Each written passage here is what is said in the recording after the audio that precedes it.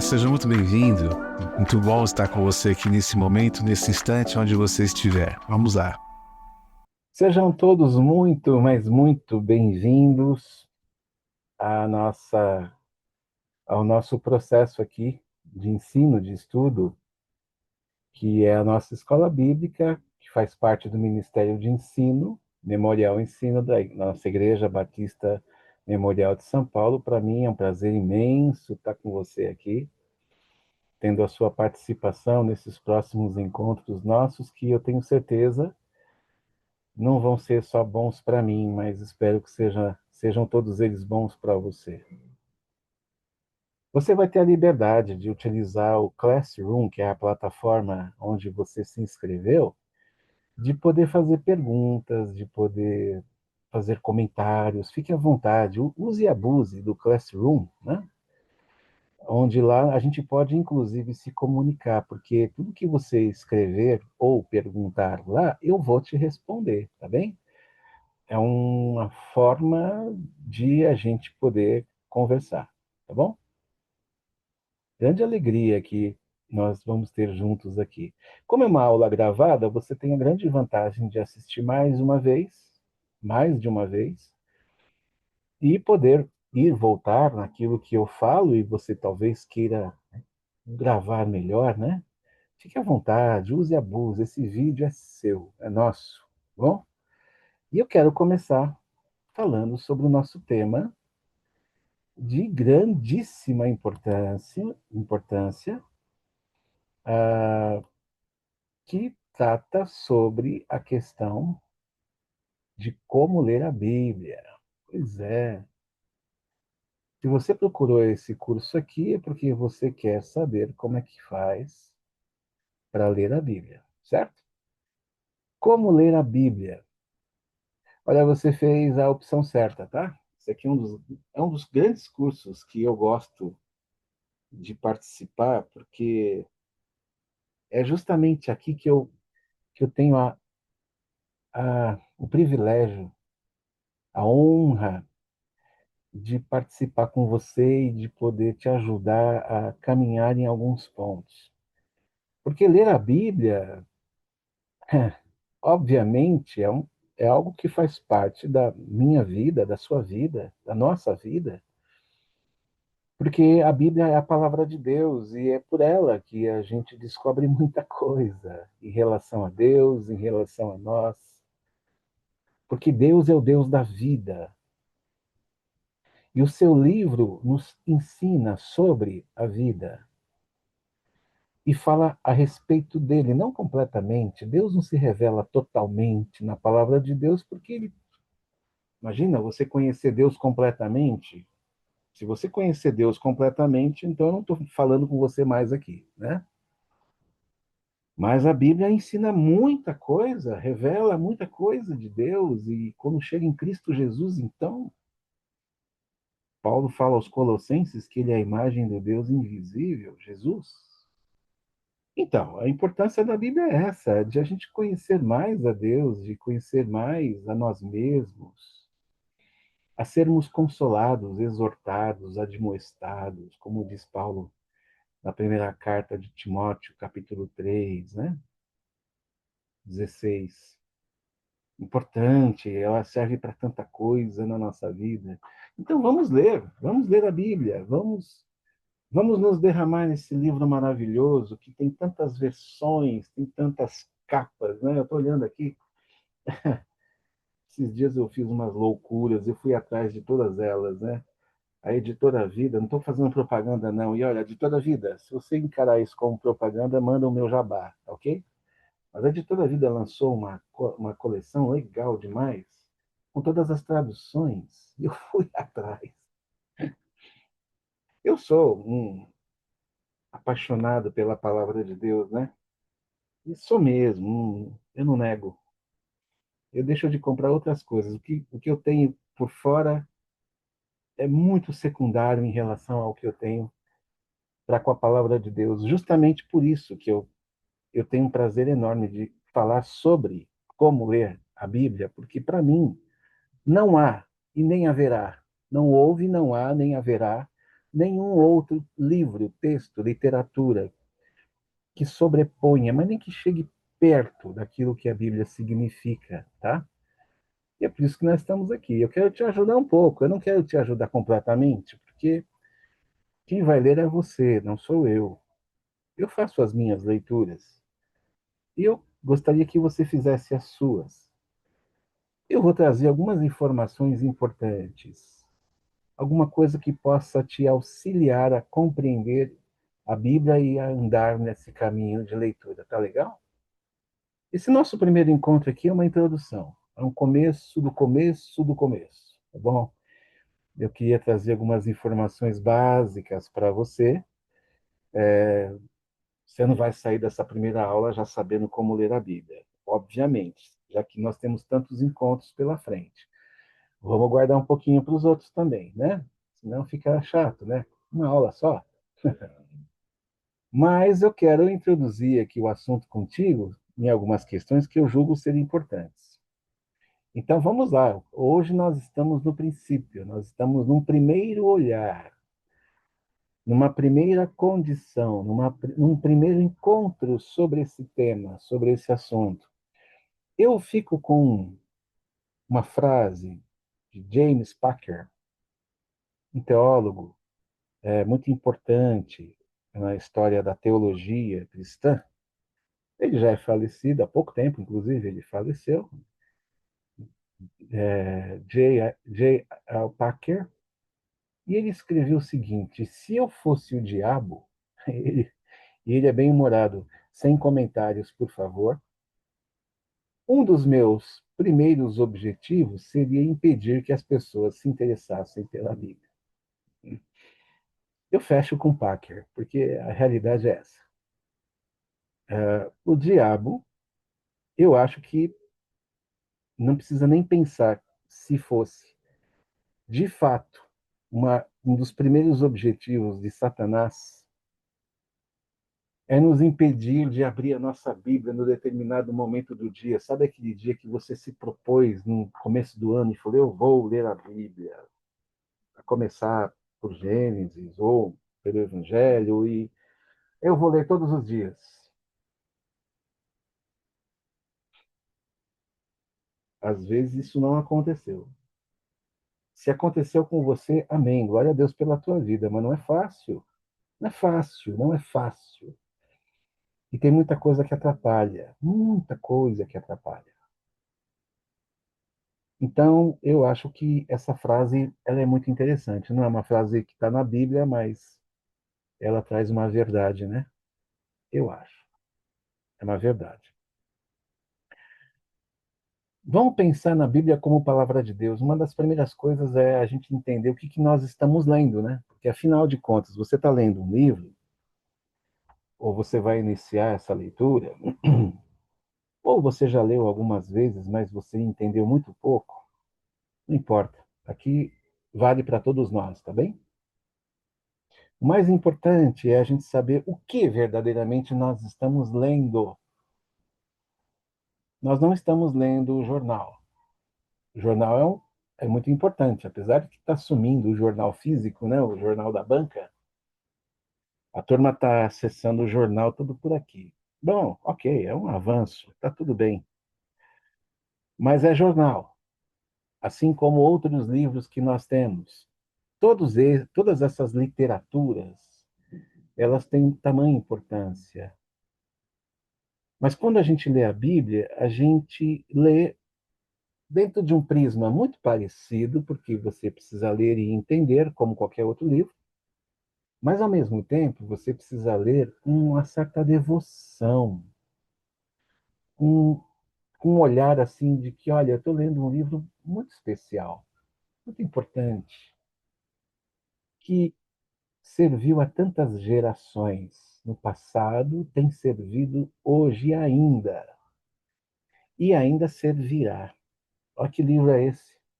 Primeiro ponto, sendo palavra de Deus, vamos entender que Deus falou, e isso é a base da nossa leitura e estudo. Você está lendo um livro, né? É um livro que Está escrito, ele é bonito, ele tem capa, tem páginas, está na sua língua e na minha, que é o português.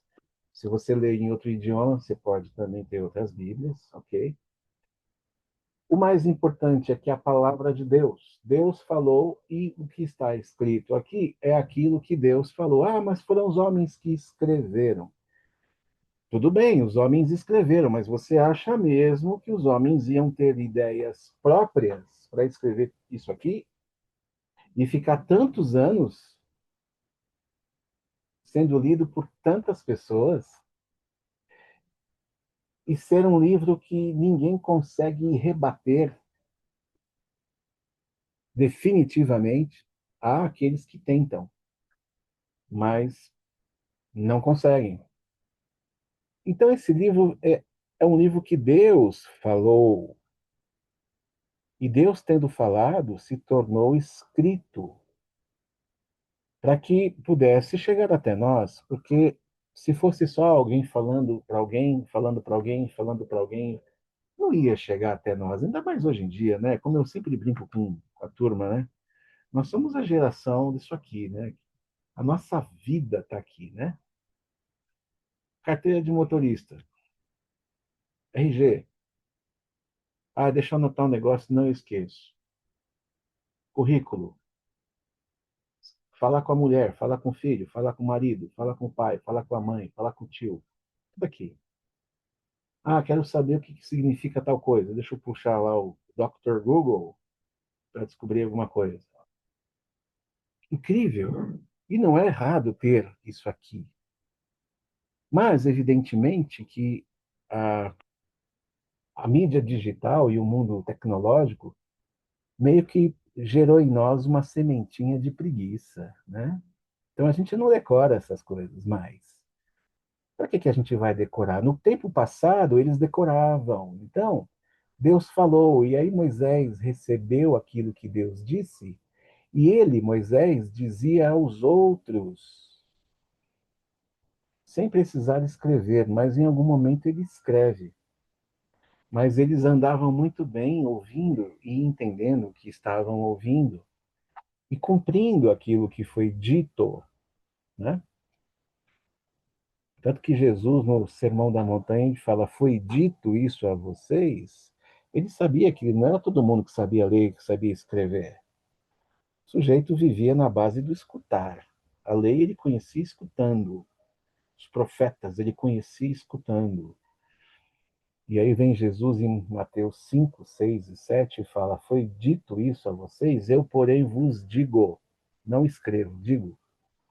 A oralidade é um fator muito importante. Deus falou. E essa é a base da nossa leitura e do nosso estudo. Aquilo que Deus falou e que para nós hoje, graças a Deus, está registrado em livro, de várias formas, de várias capas, de várias traduções. É ótimo. Quanto mais tradução, melhor. Ótimo. Desde que a Bíblia seja compreendida, né? A fé surge a partir da autoridade e da verdade de Deus nas Escrituras. Desculpa esse Deus aí que eu escrevi em minúsculo, tá? Ó, oh, Deus, tem misericórdia, me perdoe. Perdoe o PowerPoint, ele não sabe o que faz. Acho que foi uma digitação minha, mas eu vou corrigir, tá? A verdade de Deus, maiúsculo.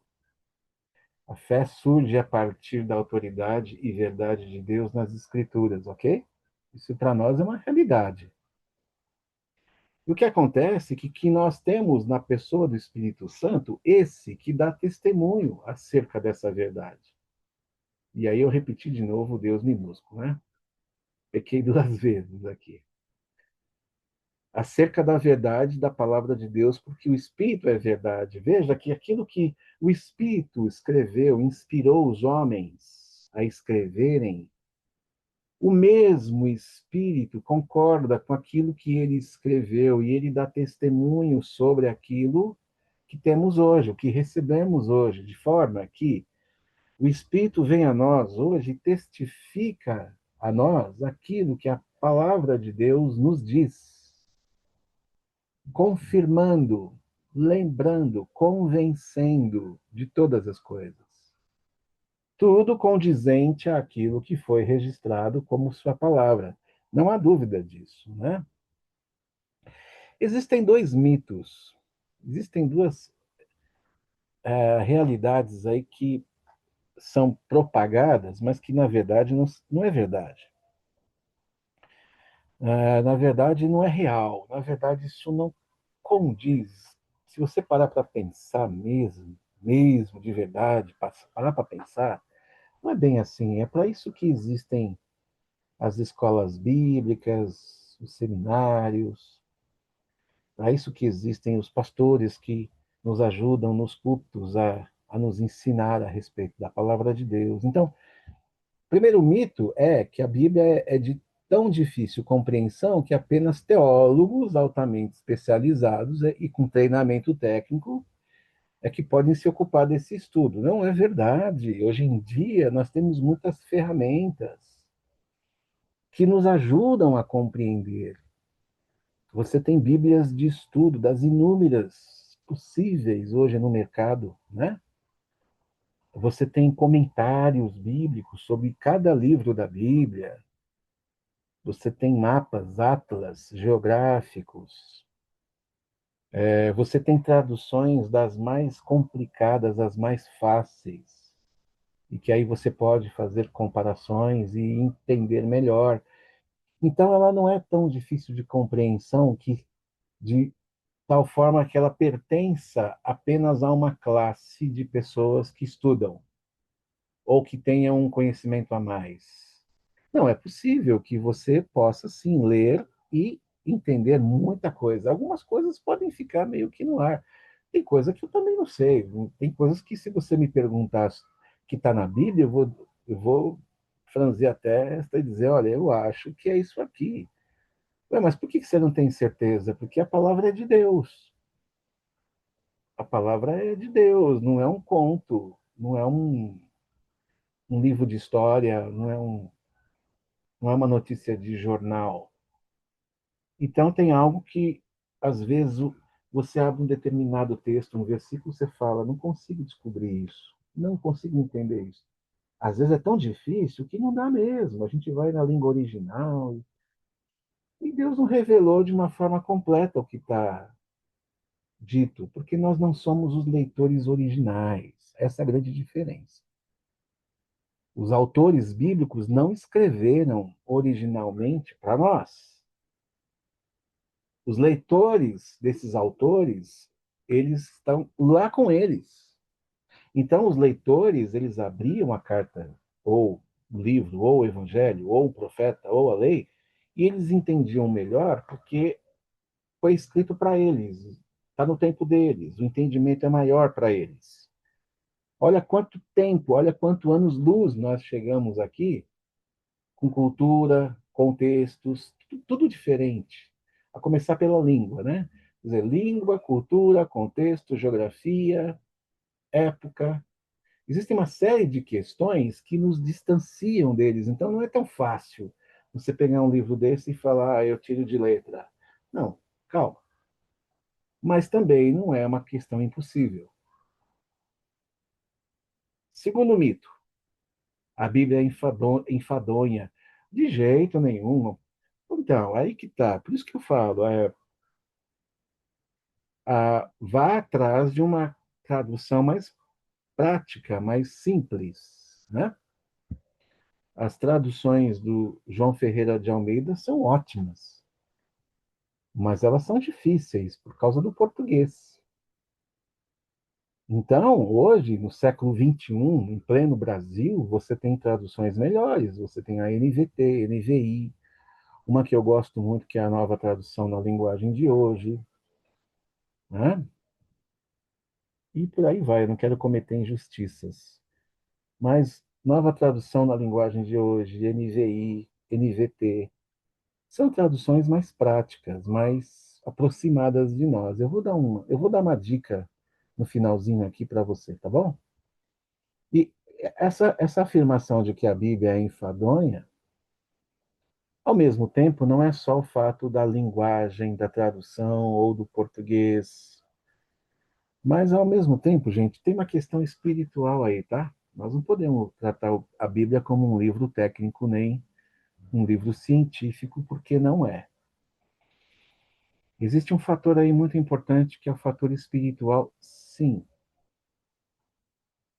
Lembra lá da primeira frase do Packer, né? Existem outras vozes. E essas outras vozes tentam dificultar cada vez mais o teu entendimento, de forma que essas vozes, sejam elas concretas, pessoas, ideias, teorias, e às vezes até o mundo espiritual mesmo, da maldade, tentam colocar na frente coisas que, entre aspas, sejam mais interessantes. E aí você lê uma determinada coisa e gosta e fala, uau, isso aqui é tão bom, né? Aí eu vou ler a Bíblia, mas a Bíblia é difícil. Não vou ler mais não. E aí você vai, eu vou ficar assistindo série aqui durante horas e horas e horas, é tão bom, né? As séries, e eu também gosto, muito bom. E aí eu vou ler a Bíblia, mas a Bíblia exige mais, né? Eu vou voltar para a série. Existem inúmeras situações que impedem e que bloqueiam a nossa aproximação da palavra de Deus. Então não adianta a gente querer ler, eu quero ler. Sim, vamos ler. Mas se prepare para aquilo que está em volta e que tenta te atrapalhar. Você tem que ter uma certa disciplina. Você tem que ser disciplinado. Você não pode esmorecer, você não pode ignorar o tempo, o horário, os dias e os lugares que você mesmo colocou como objetivo, como desafio para você executar. Pois é. Veja que não há o que torne a Bíblia mais viva e mais empolgante do que ela mesma. Ela transmite vida. A leitura bíblica contínua gera cada vez mais, à medida em que você executa essa leitura, ela mesma gera essa vontade de ler. Assim como um romance, e eu estou fazendo uma comparação aqui só para a gente, né? Assim, para aqueles que gostam de romance, para aqueles que gostam de história, biografia, né? Textos dos mais variados. Você começa a ler, você fala, esse texto está tão bom que eu não quero parar mais. Eu acho que eu vou terminar numa sentada só aqui, né? Eu digo para você que a Bíblia não é diferente, muito pelo contrário, ela é tão mais intensa do que outros livros. A Bíblia, por tornar ou por possuir vida nela mesma, porque ela apresenta vida, a vida que nasce de Deus, que passa pelos homens e que transmite mensagens importantes, antigas, mas que batem no nosso coração e fazem eco, de maneira que a gente se identifica com tudo que está escrito, gera isso empolgação para nós. Sim.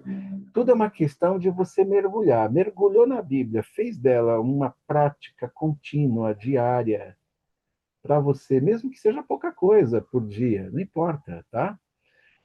Mas fez disso uma prática, um labor prazeroso, é um labor, é um trabalho prazeroso, mais constante, você dificilmente consegue se desvincular disso. E não há dúvida também que o Espírito de Deus, ele te ajuda a caminhar nessa leitura, tá? Porque você está junto com o leitor, ou melhor, com o autor. O Espírito de Deus é o autor. E a gente lê a Bíblia com o autor. Vou falar isso no futuro. Calma lá. Muitas vezes surgem desculpas por motivo de distanciamento das histórias. É muito enfadonho. Vamos ler Levítico. Meu Deus, Levítico é tão difícil, as leis que não têm nada a ver conosco, que não são feitas na igreja. O pastor não é mais sacerdote. A gente não mais oferece sacrifício. E como é que eu vou ler Levítico, hein? Então, está distante. No tempo, está distante. Na prática, mas está muito próximo em relação ao fato de que está falando sobre o Deus que habita em você. É verdade, Levítico é uma história muito antiga, falando de práticas antigas. Mas o Deus que estava lá é o Deus que está aqui habitando em você e em mim. Então, isso traz em nós no mínimo, uma curiosidade em saber que o Deus que habita em mim, como é que era esse Deus lá? Ah, ele agia daquela forma? Pois é, porque ele habita em mim hoje, né? Mas como que era esse Deus lá? O que que ele fazia lá? O que que ele exigia lá? Eu quero saber. E eu creio que isso deveria, sim, gerar em você o máximo de curiosidade. Pensando na clareza das Escrituras, olha, aquilo que nós podemos considerar como as Escrituras, e eu falo Escrituras, é Antigo Testamento, Novo Testamento, né? Quando você olha para o século XVI, nos anos 1500 e alguma coisa, né? Os reformadores, aqueles homens da reforma protestante, eles, na verdade, falavam que a Bíblia era basicamente lúcida e clara. E eu concordo com eles, porque, por mais que você diga, não, mas não é tão lúcido, não é tão claro assim. Então, a Bíblia, assim como outras histórias, a gente não lê uma vez só. Às vezes, um salmo a gente precisa ler mais de uma vez. Ah, vou ler a história de Moisés. Eu não vou ler apenas uma vez, eu lerei mais de uma vez. Entende? A leitura repetida, ela traz para mim, e aí não é só a Bíblia, né? Mas na Bíblia muito mais. A leitura repetida traz em mim maiores esclarecimentos. Existem passagens difíceis de compreensão numa primeira leitura? Pois é, então, claro, uma primeira leitura eu vou entender? Nem sempre. Tem textos bíblicos que numa primeira leitura eu bato o olho e falo, opa, entendi. Né? Mas tem outras que aquela história de Jesus com não sei quem, e eu acho que eu preciso ler mais de uma vez isso. Leia. Leia uma vez, leia duas vezes, leia três vezes, leia quatro.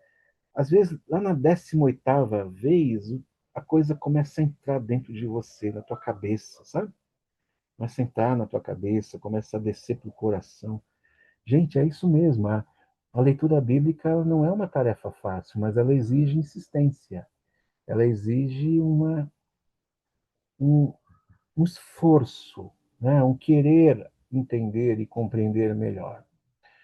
Martinho Lutero, o reformador lá do século XVI, ele estava convicto de que o texto de difícil compreensão numa passagem fica mais claro e mais simples em outras partes das escrituras. Lembra que eu falei que o texto é uma progressão, né? Ele vai caminhando, caminhando, caminhando até chegar no Novo Testamento. Os textos não são isolados, eles não são quebrados. Eles estão unidos pelo tempo, por suas personagens, é verdade, mas há uma história sendo construída desde o Gênesis até o Apocalipse. Sendo assim, o que acontece? Existem textos que são respondidos com outros textos. Por exemplo, você tem nos evangelhos citações do profeta Isaías. Você tem nos evangelhos citações dos Salmos.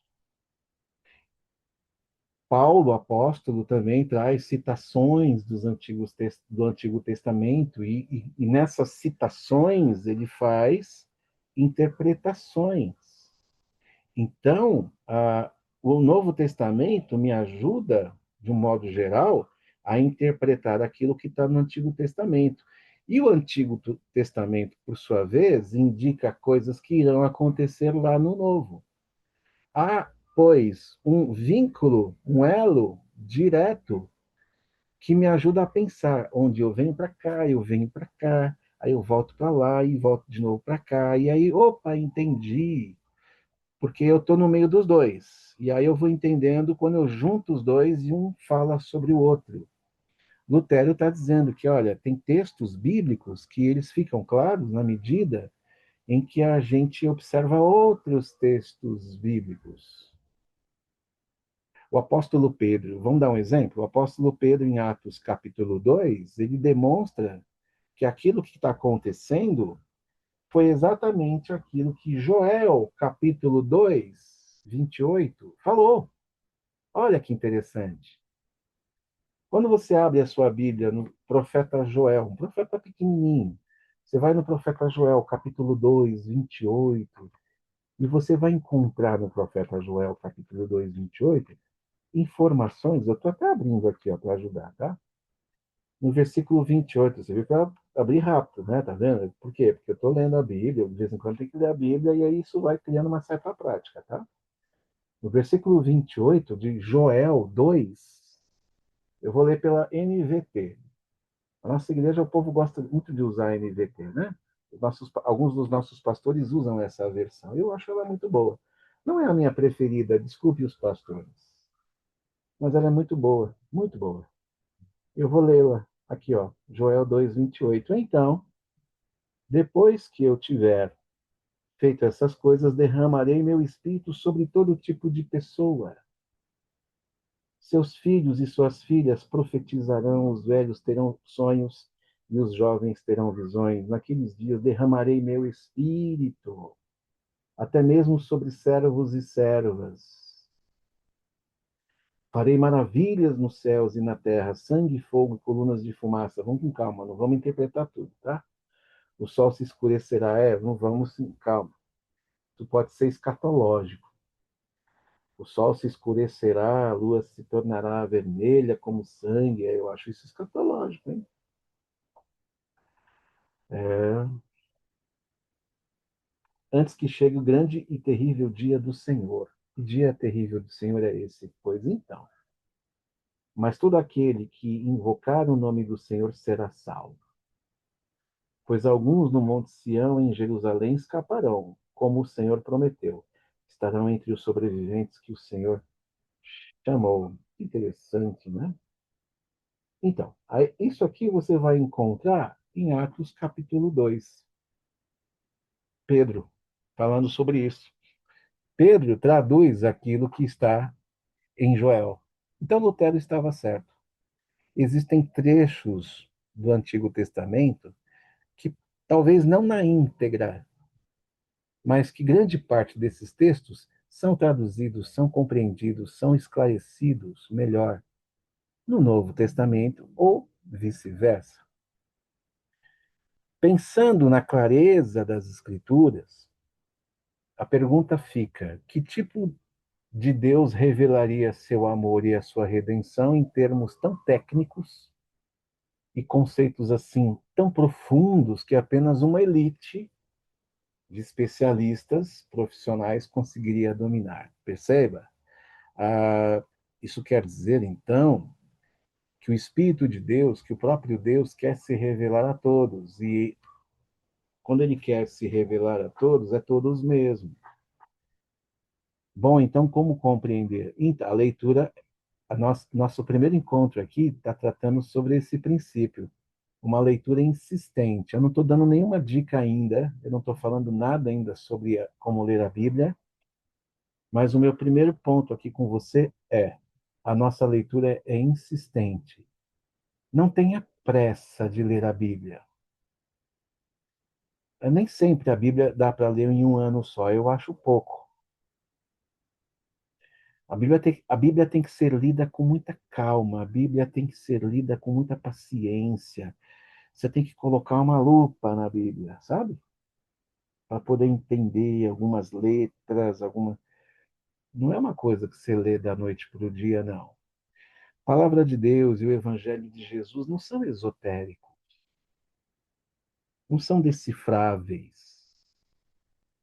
A gente não tem que ficar fazendo fórmula, juntando letra, né? Aquelas coisas místicas, né? Não, vamos juntar as letras, vamos juntar os números, porque aí nós vamos descobrir. É que nem aquele filme lá do Tom Hanks, né? Eu até esqueci o nome. que você está falando agora, exatamente, é esse aí. É. Código da Vinci, é. E tem uma, aí seguiu uma série, né? Código da Vinci, é tudo esotérico, tudo tem que decifrar.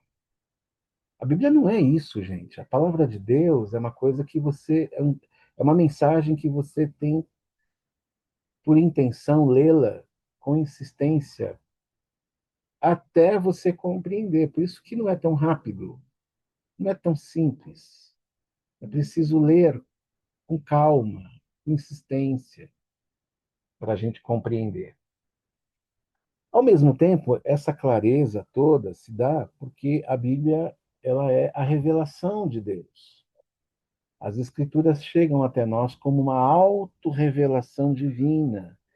Deus está se revelando. Bom, se Deus está se revelando e ele utiliza os homens para escrever, porque a língua é nossa, é humana, mesmo que hebraico ou grego, mas tivemos que traduzir para o português, inglês ou inglês para o português e outras, né? Ah, Deus se revela aos homens, os homens escrevem aquilo que Deus fala. Então, na Bíblia, Deus se revela a nós. E essa autorrevelação é, é um desejo e é uma atitude que vem dele. É óbvio que Deus quer que seja conhecido. Deus não vai escrever um livro para que ninguém entenda. Eu não consigo compreender Deus escrevendo, usando escritores e fazendo com que esses escritos sejam escritos para ninguém entender. Ué, como é que Deus quer se revelar se ninguém entende? Então, se eu tenho dificuldade de eu compreender, é sinal de que eu preciso insistir mais, a começar por aí. A minha leitura precisa ser insistente. Isso vai ser o resumo da nossa aula de hoje, mas não acabou aqui. O estudo da Bíblia não é apenas uma edificação pessoal, uma busca pela felicidade. Muitas vezes a gente quer ler a Bíblia para a gente ficar mais feliz, né? Deixa eu abrir aqui um texto porque eu vou ficar feliz. E às vezes tem aquele que até fala assim, deixa eu ver o que Deus tem para mim hoje, né? Desculpa, tá? Mas vai com calma com essa questão, tá bom? E aí a pessoa vem e fala, bom, vamos lá. Deus vai falar comigo, abrir a página e vou colocar o dedo em cima da pessoa. Pronto, é aqui. E aí eu olho aqui, está escrito o quê aqui? E no segundo dia vai morrer, não sei aonde. Ih, peraí, fecha. Não é comigo. Nem sempre a leitura da Bíblia tem a ver com uma questão de me trazer alegria só. Ou apenas trazer para mim uma edificação pessoal, ainda que seja isso. É o nosso dever ler a Bíblia, sobretudo também porque a Bíblia nos traz ensinamento, a Bíblia nos traz confrontação. A palavra de Deus ela confronta com a gente. E isso é muito importante e bom. Por quê? Porque ela serve para me corrigir. Eu estou lendo algo porque eu quero aprender. Eu estou lendo algo porque tem coisas que eu estou fazendo e eu não quero fazer mais. Então, deixa eu ouvir Deus falando através dos apóstolos, dos profetas, ou do próprio Deus, que é Jesus. E ela vai dizer: não faça isso. Puxa, eu não vou fazer mais. Pronto, acabou. Senhor, me perdoe pelo meu pecado, não quero fazer mais. E se eu esquecer disso, eu volto lá e falo: deixa eu ver mesmo. Entendam?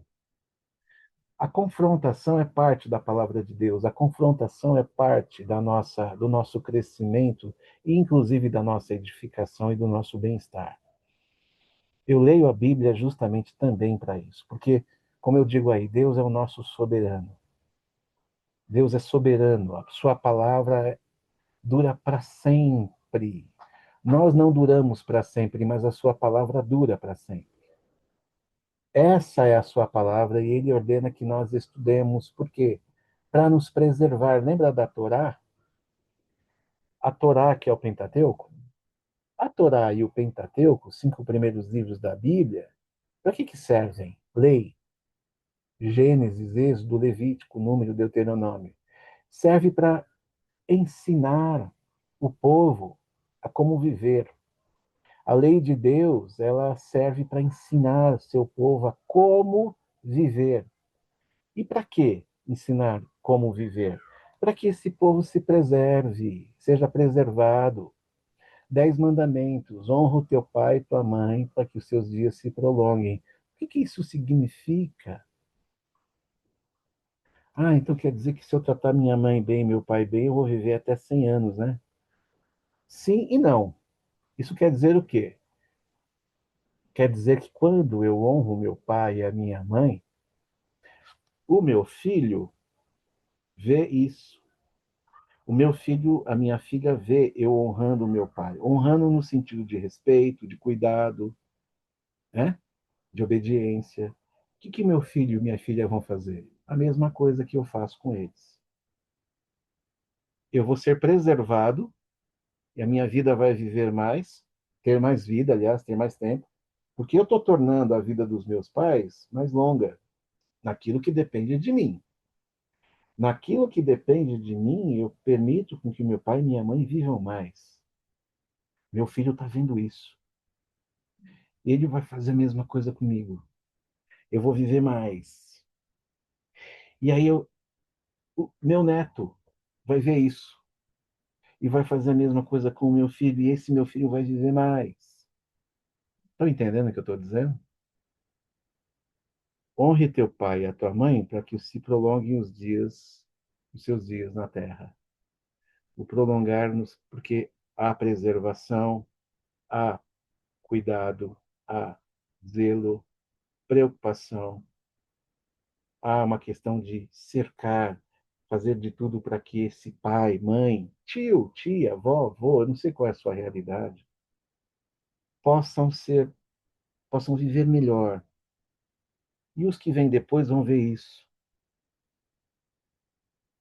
Entenda que aquilo que Deus está nos mostrando e nos ensinando é para o nosso bem. Como é que eu não vou ter o dever de observar essas coisas se Deus fez questão que isso fosse registrado para mim? Entende? Eu estou falando da importância da leitura bíblica, tá?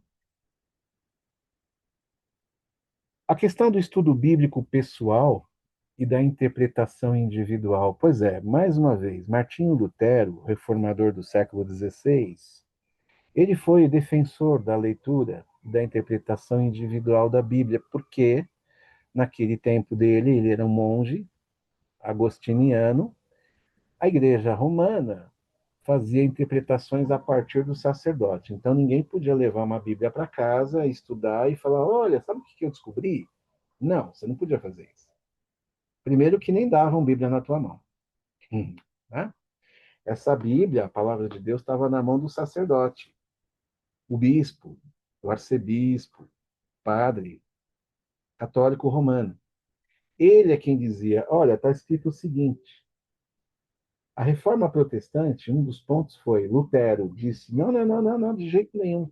Dá uma Bíblia para cada um. Ó, tá aqui uma Bíblia para você, uma Bíblia. Leva para casa, lê e interpreta. É exatamente isso que fazemos hoje. Nós temos essa liberdade de levar a Bíblia para casa, de ler e interpretar. Esse foi um dos grandes legados, herança que a reforma nos proporcionou. Uma interpretação particular. Ah, mas isso é perigosa?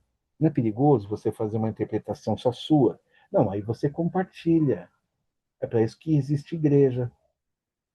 Eu chamo meu irmão, um GP, um grupo pequeno, sei lá, eu falo: irmão, o que eu vi esses dias? O que você acha? Você acha que eu estou certo na minha leitura? Ah, tá certo. Ah, isso mesmo, você também concorda? Concordo. Ah, nós estamos na dúvida, vamos perguntar para o pastor. Ah, então eu vou chamar lá. Vou lá falar com o pastor Daniel Reis. Pastor Daniel Reis, o que o senhor acha? Você acha que está certo? Se quiser vir perguntar para mim e eu souber, quiser perguntar para os outros pastores, pastor Eduardo, pastor Alexandre: é isso mesmo? Eu estou certo? E aí nós vamos compartilhando, nós vamos chegando num acordo, vamos tentar encontrar uma resposta. Como igreja, a gente fala, é isso aí, interpretamos e pudemos ter essa noção.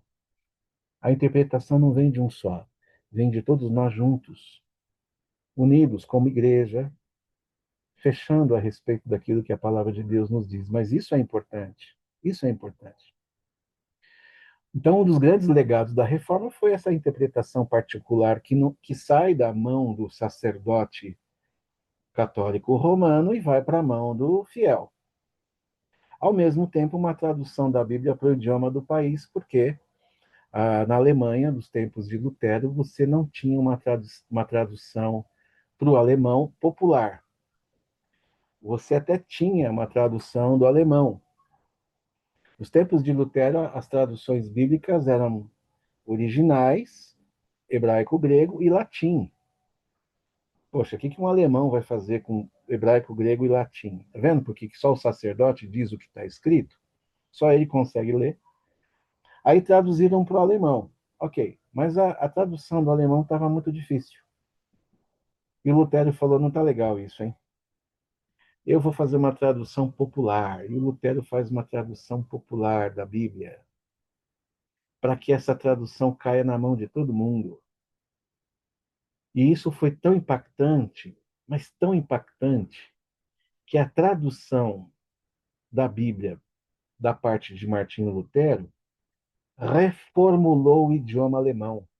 Olha que coisa interessante. Olha como Deus faz. Olha como que o Espírito Santo de Deus trabalha, né? Quando Lutero resolveu traduzir de uma forma mais fácil, e assim ficou, e aí então, tanto o comerciante quanto o homem do campo podia ler a Bíblia e entender, essa forma de leitura de idioma que o Lutero colocou na Bíblia foi para a sociedade. Então, eles começaram a falar entre eles com o mesmo linguajar, com as mesmas palavras que eles encontraram na Bíblia que o Lutero traduziu. Ou seja, a tradução do Lutero para o alemão popular revolucionou a língua alemã. Olha que coisa linda, gente. Daí o alemão se tornou um alemão mais próximo daquele que o Lutero colocou na sua tradução. Por isso que a igreja luterana é tão forte na Alemanha, ou quase, não vou dizer única, porque não é, mas ela é uma das igrejas mais fortes da Alemanha, claro, por conta de Martinho Lutero, que também era alemão. História e conhecimento para você agregar com você, tá bom? Muito bom, né? Sim, é um risco para as distorções? Sim. Alguém podia olhar para o texto e falar, o texto está dizendo tal coisa. E não era. É um risco. Mas, ao mesmo tempo, o lucro dessa atitude era maior. Era muito mais vantajoso você entregar a Bíblia para todo mundo e todo mundo ler, do que se preocupar com um que está no meio deles e que vai fazer uma má interpretação. A gente corre o risco, vale a pena. E valeu. Tanto valeu que a Bíblia fez com que a igreja crescesse e a igreja chegasse a um ponto em que, hoje aqui no Brasil, nós temos tantas traduções, né? Pois então, 4 pontos importantes aqui para nós. Primeiro, anote aquilo que chamou a atenção e que não entendeu. Então, olha, nessa primeira aula nossa aqui, eu estou dando algumas primeiras dicas para você. Dentre elas, eu já falei que é a questão de você ler com mais repetição. Leia repetidamente certos textos ou versículos que, a princípio, você não entendeu. Leia de novo, leia de novo, leia de novo. Troque as traduções, comprem Bíblias, por favor, mas não só uma Bíblia, comprem várias Bíblias com traduções diferentes. Eu já falei NVT, NVI, nova tradução na linguagem de hoje e tal. Compre essas Bíblias, vale a pena, mesmo que pequenas, mas comprem. Não, eu não estou falando da Bíblia do executivo, a Bíblia do skatista, a Bíblia do empresário, não é isso que eu estou falando. Estou falando de Bíblia de tradução diferente, porque você faz comparações, tá bom? Então, esse é o primeiro ponto. Leituras repetidas do texto que não se entende, usando inclusive Bíblias de estudo. Vou falar já já um pouquinho melhor sobre isso. Mas aqui 4 pontos importantes é você anotar aquilo que chamou tua atenção. Você tem que ler a Bíblia com o papel do lado. Olha, isso aqui eu li, chamou minha atenção, mas eu não entendi muito bem. Bom, deixa eu escrever aqui a referência, tá? É o profeta tal, capítulo tal, versículo tal. Pronto, anotei. Porque eu vou correr atrás disso. Mais tarde eu vou correr atrás aí para saber em outra Bíblia, tradução, comentário, se eu consigo esclarecer esse texto. Então, crie uma lista, né? E a cada dia que passa ela vai se tornando menor, mas crie uma lista de dúvidas que você tem sobre textos que você está lendo. Anote do lado a referência. Ao mesmo tempo, o segundo ponto é a leitura deve ser constante e sistemática. Sim, não dá para você deixar de ler constantemente e sistematicamente se você quiser entender. Constantemente é quase que diariamente, né? Pelo período e o tempo que você desejar. Depois a gente dá dicas a respeito disso, calma. Sistematicamente também é, como por exemplo aqui que nós vimos, de ter uma forma de anotar aquilo que eu não entendi, né? Passe aos outros o que você aprendeu, isso também é importante. Olha, você sabe o que eu descobri esses dias? Eu estava lendo um texto e o texto falou isso, isso, isso. Os outros vão conversar com você sobre isso. E aí vai ser uma discussão boa, vai ser uma coisa assim gostosa. Talvez essa pessoa venha te traga informações que você não percebeu, ou você dá informações para ela que ela não percebeu. A gente tem que compartilhar o que a gente lê, entende? E por quarto ponto aqui é aplicar aquilo que você aprendeu, né? Quer dizer, eu li o texto, achei bonito, e fechei a Bíblia e guardei. Não, não, mas o que que esse versículo, esse texto me diz para que eu possa aplicar? Nós vamos falar disso com mais calma também, mas a princípio aí guarda esses 4 pontos que eu acho que vão ser bem importantes para você. Outros pontos importantes é, de maneira prática, leia ou escolha um lugar adequado, confortável. Não dá para ler. Olha, desculpa, ler em ônibus, por exemplo, não dá. Metrô, eu já tentei ler em metrô. Não dá. Não dá, porque você discute com a voz dos outros, você compete com a voz dos outros, você compete com a voz do microfone que anuncia a estação. As pessoas passam na tua frente, tudo chama atenção, né? Você não está sentado legal. Parece que não, mas isso é muito importante. Então, escolha um lugar adequado para isso, para você não fugir a tua atenção, né, sobre aquilo, né? Aí você vai ter que achar o lugar e o dia e a hora para isso. Ok. Abre a Bíblia, pega um cafezinho, se você não gosta de café, chá, e coloca do lado, e ok. Vamos lá. Deixa o celular distante. Pois é, nós antigamente, quando a gente ensinava sobre ler a Bíblia, a gente não tocava nesse ponto porque o celular não existia. Mas depois que inventaram o celular, aí a competição é boa. É óbvio, se você deixar o celular do lado, ele vai ficar tremendo, tocando, trazendo coisas o tempo todo para você e você vai se distrair. Deixa ele longe de você, ou na gaveta, desligado, ou vai ler no quarto, deixa ele no banheiro, entendeu? De forma muito prática. Estou falando sério, isso é sério, porque a grande questão é que é uma distração. Tem hora para você usar o teu telefone, responder as tuas mensagens ou coisa do tipo, tá?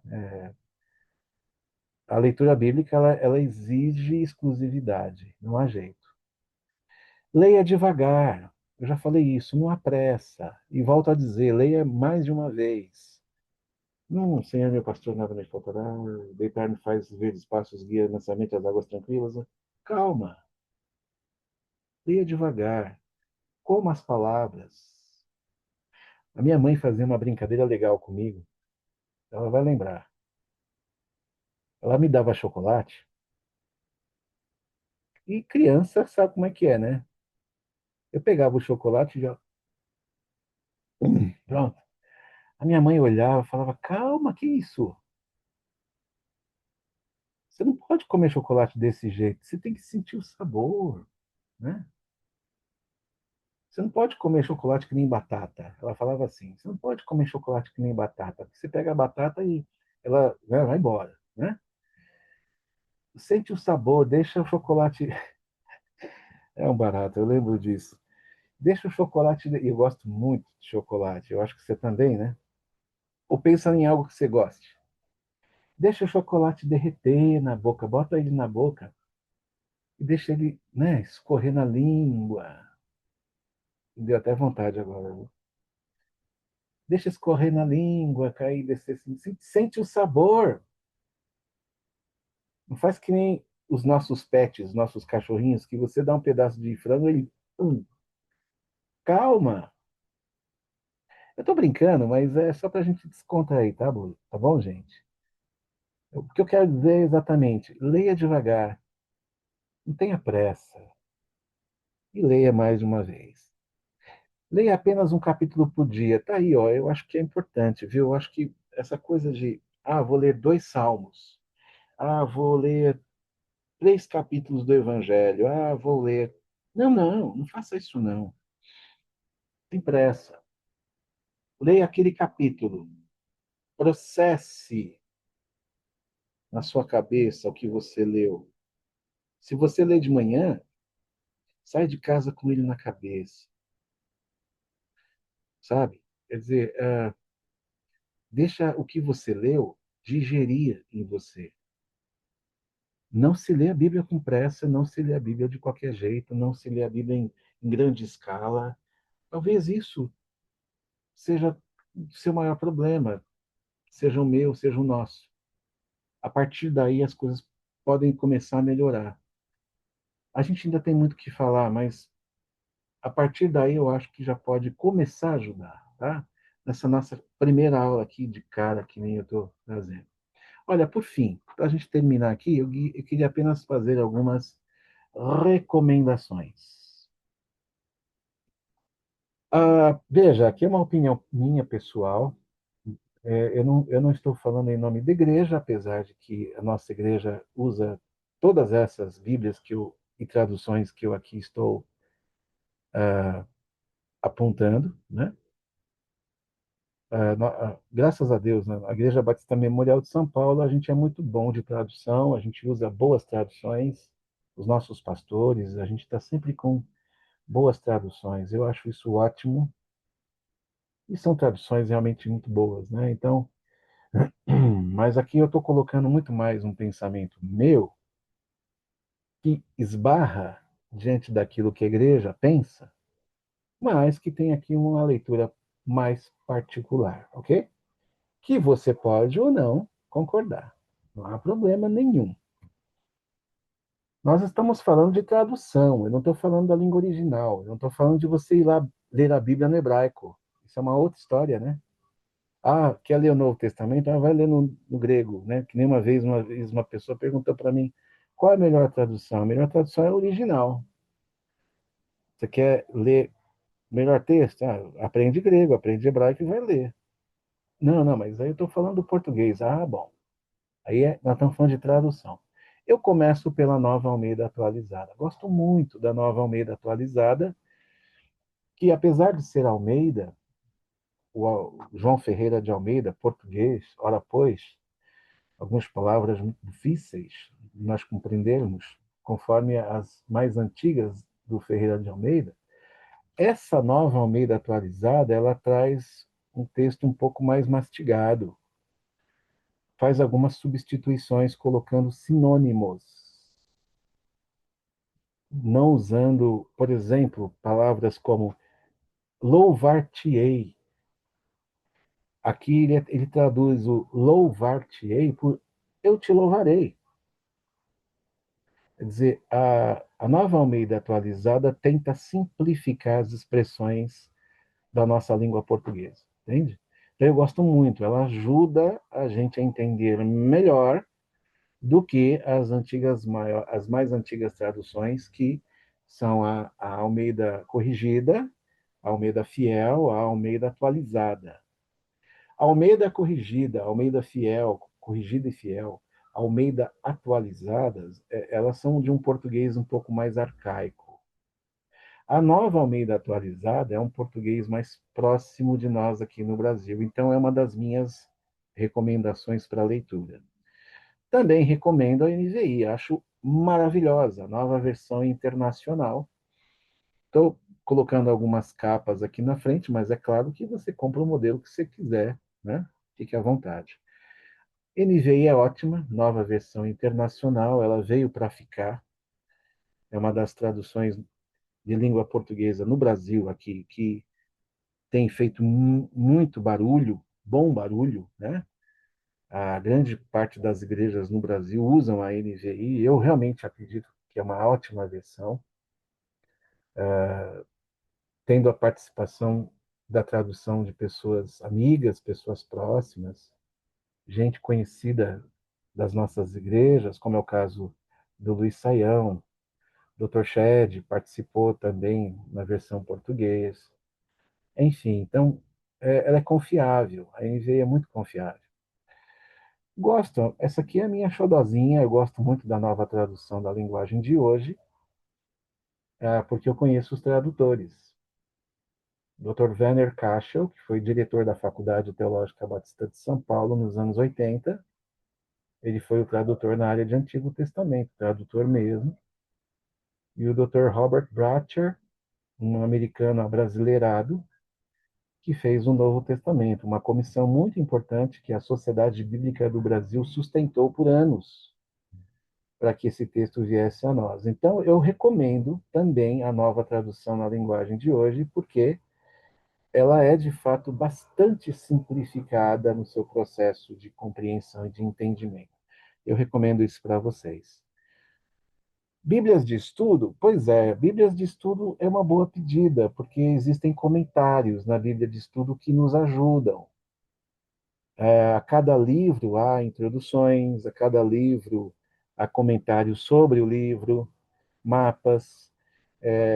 A cada página você tem nos rodapés algumas informações importantes referentes aos versículos acima. Então não há por que nós evitarmos Bíblias de estudo. Eu começo pela Bíblia de estudo Nova Almeida atualizada também, que nós acabamos de falar, e que possui a Bíblia de estudo. Elas são sempre um pouco mais caras, né? Porque são de estudo, é lógico que elas são mais caras. Mas eu acho que vale a pena, principalmente para você que quer um apoio, né? Um apoio com você, além de alguém com quem você estude, mas também ter um apoio próprio. Então, Bíblias de estudo.